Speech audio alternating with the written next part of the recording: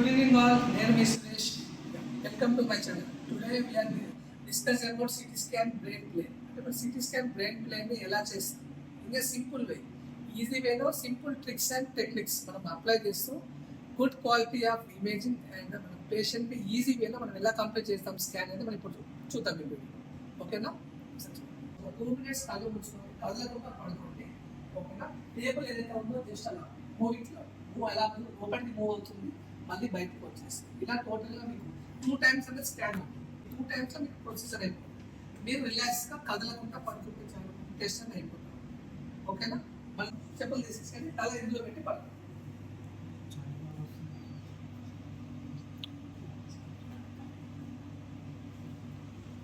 Very comfortable ఉంటుంది. మేము పడుకున్నాం.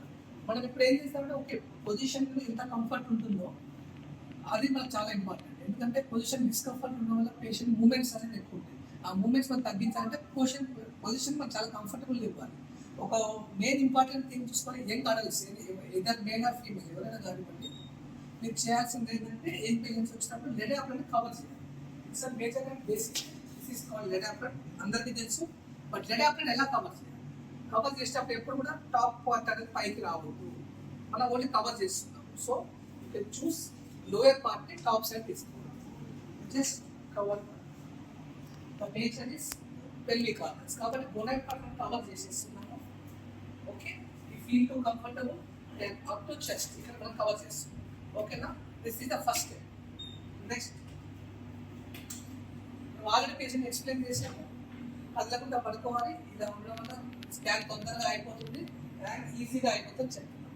దెన్ మనం చేయాల్సింది ఏంటంటే వెరీ ఇంపార్టెంట్ చూసాను కదా, ఇప్పుడు ఇలా ఉన్నప్పుడు స్ట్రైట్గా లేదు కదా, మనం దీన్ని ఫస్ట్ అడ్జస్ట్ చేసుకోవాలి. స్ట్రైట్ ఎలా స్ట్రైట్గా పెట్టుకోవాలి? మనం చూసిన దాని ప్రకారం స్ట్రైట్గా అడ్జస్ట్ చేయాలి. ఇది ఎలా అడ్జస్ట్ చేయాలంటే చేస్తాం చూడండి. మనం లోపల తీసుకున్నాము, ఇక్కడ మనకి లైన్ రెడ్ లైన్ కనిపిస్తుంది కదా, దిస్ లైన్. ఈ లైన్ బేస్ చేసుకొని మనం ఆ లైన్ బేస్ చేసుకొని పొజిషన్గా అడ్జస్ట్ చేయాలి. జస్ట్ ఇమాజిన్ ఆ లైన్ అంతా ఎక్కడ వస్తుంది, మూవ్ అయిపోతుంది, మనకు కనిపిస్తుంది. ఓకే, ఇప్పుడు మోస్ట్ ఇంపార్టెంట్ ఏంటి, మనం సిటీ స్కాన్ బ్రెయిన్ చేస్తున్నాం. మనకు ఒక స్ట్రైట్ లైన్ కనబడుతుందా? సెంటర్లో కనిపించింది. Adjusted to centre line.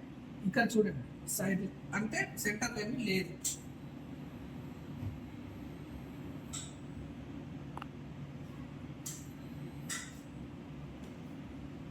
Just ఈ చిన్న ఉంది కదండి, ఈ చిన్న ఎప్పుడు కొంచెం డౌన్ సైడ్లో ఉండాలి, కొంచెం డౌన్, కొంచెం okay and straight.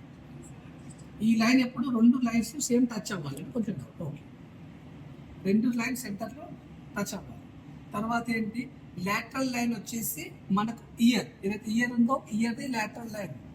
Lateral line ear దగ్గర ఉండాలి, స్ట్రైట్ లైన్ ఆర్బిట్ దగ్గర ఉండాలి. వీ కెన్ ప్లాన్ అండ్ మీరు ఈ పొజిషన్ సెట్ చేసిన తర్వాత you can start your scan. This is the best position. దీనివల్ల ఏమవుతుంది, సెంటరింగ్లో ఉంటుంది, సిమెట్రిక్గా వస్తుంది, ఇమేజ్ అనేది సిమెట్రిక్గా వస్తుంది. సేమ్ మీకు ఆఫ్టర్ టెస్ట్ అయిన తర్వాత ఇమేజ్ అడ్జస్ట్మెంట్ చేసే అవసరం లేదు. ఆ నాయిస్ అనేది తక్కువగా వస్తుంది. ఆ నాయిస్ తగ్గించుకొని ఇమేజ్ క్లారిటీ పెంచాలంటే సెంటరింగ్. మనం పేషెంట్ పొజిషన్ ఎలా పెట్టామో చూసాం కదా, ఇప్పుడు పొజిషనింగ్ అంతా అయిపోయింది. మనం అక్కడ ఏమి అబ్జర్వ్ చేసాము, మెయిన్గా పేషెంట్ని కంఫర్టబుల్ పొజిషన్ ఒకటి తీసుకున్నాము, తర్వాత సిమెట్రిక్గా ఉండేలా ప్లాన్ చేసుకున్నాము, పేషెంట్ సెంటర్ క్లోజ్ చేసాం. ఇప్పుడు స్కాన్ ఎలా చేద్దామో చూద్దాం. ఫస్ట్ మనం టోపోగ్రామ్ తీసుకోవాలి. ఇక్కడ ఫస్ట్ సిటీ బ్రెయిన్కి టోపోగ్రామ్ వచ్చిన తర్వాత మనం దీన్ని ఎలా ప్లాన్ చేసుకుంటున్నామో చూడండి. ఇక్కడ ఆరోనాక్ చూపిస్తుంది. ఈ ఆరోనాక్ సింబల్ ఏంటంటే స్కానింగ్ ఇక్కడ స్టార్ట్ అవుతుంది. ఫస్ట్ పాయింట్, ఫస్ట్ ఇమేజ్ ఇక్కడ స్టార్ట్ అయ్యి ఇక్కడ నుంచి ఇలా పైకి స్కాన్ అయిపోతుంది. ఎప్పుడైతే మనం ఇక్కడ ఎందుకు స్టార్ట్ చేస్తున్నామంటే జనరల్గా బ్రెయిన్ అనేది ఇగో ఈ ఎండ్ పాయింట్ ఇక్కడికి వెళ్ళి స్టార్ట్ అవుతుంది. కానీ మనము 3D వ్యూ లైక్ కొర్నల్ కానీ సాజిటల్ కానీ 3Dలో మనం 3 డైమెన్షన్లో కానీ మనం చూద్దాం అనుకున్నప్పుడు కర్వింగ్ మనం కర్వ్ చేసేటప్పుడు కట్ అయిపోతుంది ఇమేజ్. కాబట్టి ఒక 1 inch కింది నుంచి కవర్ చేసి పైకి తీస్తున్నాము. దీనివల్ల ఏంటంటే మనం 3D వ్యూలో వేసినప్పుడు మనకు ఇమేజ్ అనేది కట్ అవ్వదు, కరెక్ట్గా ఇమేజ్ ఇన్ఫర్మేషన్ వస్తుంది. సో ఈ ప్లానింగ్ అనేది FOV చూసారు కదా, లిటిల్ బిట్ కొంచెం ఎక్కువ. మన క్లోజింగ్ అంటే ఇక్కడ చూడండి, ఇక్కడ నుంచి మీరు మెజర్ వేసుకోవద్దు, ఇక్కడ నోస్ చూడండి, నోస్ నుంచి 1 inch. ఇంకా ఇక్కడ దాకా దగ్గర తీసుకుంటే నోస్ కట్ అయిపోతుంది. కాబట్టి మనకు కరెక్ట్గా 1 inch ఇక్కడ 1 inch ఈ సైడ్ కట్. ఇది ప్లానింగ్ ఏరియా. ప్లాన్ వచ్చేసి ఇక్కడ ఇస్తున్నాం మనం ఎగ్జాక్ట్లీగా మ్యాక్సిలరీ సైనస్ కవర్ చేస్తున్నాము. మ్యాక్సిలరీ సైనస్ నుంచి రూఫ్ పైన బేస్ ఆఫ్ స్కల్ వరకు టోటల్గా స్కాన్ కవర్ చేస్తుంది. ఈ విధంగా చేసి మనం చేస్తే టోటల్గా బ్రెయిన్ అనేది కవర్ అవుతుంది మన ఫీల్డ్. కానీ ఎఫ్ఓవి మాత్రం మనకు ఎంత అవసరమో అలాగే తీసుకోవాలి. ఎఫ్ఓవి అనేది తగ్గించడం వల్ల రేడియేషన్ డోస్ మనం కంట్రోల్ చేయవచ్చు. ఎఫ్ఓవి ఒకవేళ ఇంకా ఎక్కువ పెరిగింది అనుకోండి, దానివల్ల కూడా రేడియేషన్ డోస్ అనేది ఎక్కువ వస్తుంది. సో ఎఫ్ఓవిని సెట్ చేయడం వల్ల రేడియేషన్ డోస్ మనం తగ్గించవచ్చు.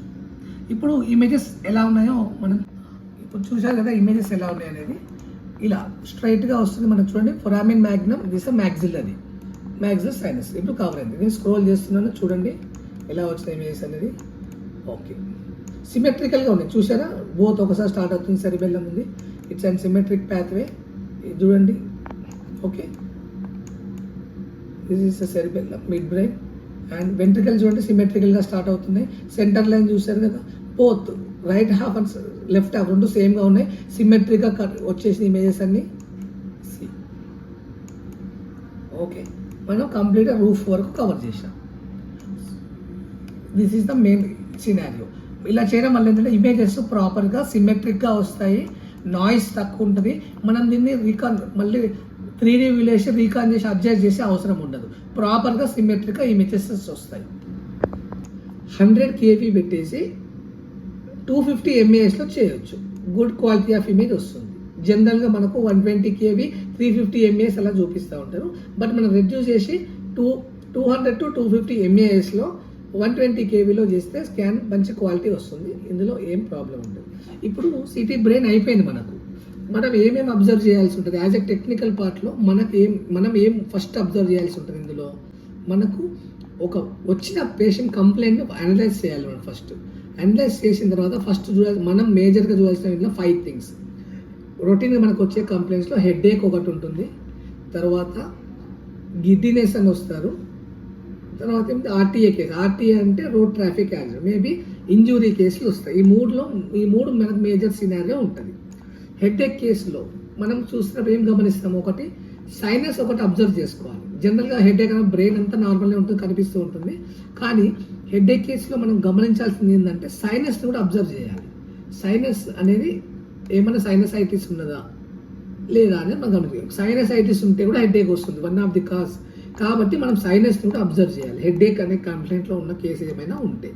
సెకండ్, మనకు గిడ్డినెస్ అంటే తల తిరగడం కానీ, ఓకేనా, అలాంటివి వచ్చిన వాటికి ఏం చేయాలి, మనం ఎక్కడైనా సిమ్టమేటిక్ ఏమైనా క్యాల్సిఫికేషన్స్ ఏమైనా ఉన్నాయా, బ్రెయిన్ ప్యారెంకైమా ఎలా ఉంది అనేది మనం అబ్జర్వ్ చేయాలి. ఇందులో ప్యారెంకైమా అలా చూస్తున్నప్పుడు మనకు తెలుస్తూ ఉంటుంది, ఇలా ఈ సెల్ సైజ్ కానీ గైరస్ మనకి కనిపిస్తూ ఉంటాయి. ఇందులో ఏమైనా చేంజెస్ ఉన్నాయా అని గమనించాలి, ఇది ఒకటి చూసుకోవాలి. తర్వాత ఏదైతే ఆర్టీఏ అంటే రోడ్ ట్రాఫిక్ ఏదైతే ఇంజురీ కేసెస్ ఉన్నాయో అందులో మనం గమనించాల్సింది బోన్ విండ్, అంటే లోపల బ్లీడ్, ఎక్కడైనా బ్లీడ్ ఏమైనా అయిందా, రక్తం లోపల కారుతుందా లేదా అని చూడాలి. ఎక్కడైనా బ్లీడింగ్ ఉన్నదా లేదా, ఉంటే అది ఎక్కడ ఉన్నదో మనం అబ్జర్వ్ చేసుకోగలగాలి. మనకు జనరల్గా ఉండే ఎన్ని టైప్ ఆఫ్ లీడ్స్ మనం గమనిస్తాం బ్రెయిన్లో అంటే, one is SDH, one is EDH and one other is SAH అని 3 రకాల బ్లీడ్స్ మనం చూస్తూ ఉంటాం. ఎస్డిహెచ్ అంటే సబ్డ్యూరల్ హెమరేజ్. ఏదైతే ఈ బ్రెయిన్ కవరింగ్ లేయర్ ఉంటుందో ఇందులో వచ్చేదాన్ని ఒక లేయర్లో డ్యూరల్లో వచ్చేదాన్ని సబ్డ్యూరల్ హెమరేజ్ అని చెప్పిండు.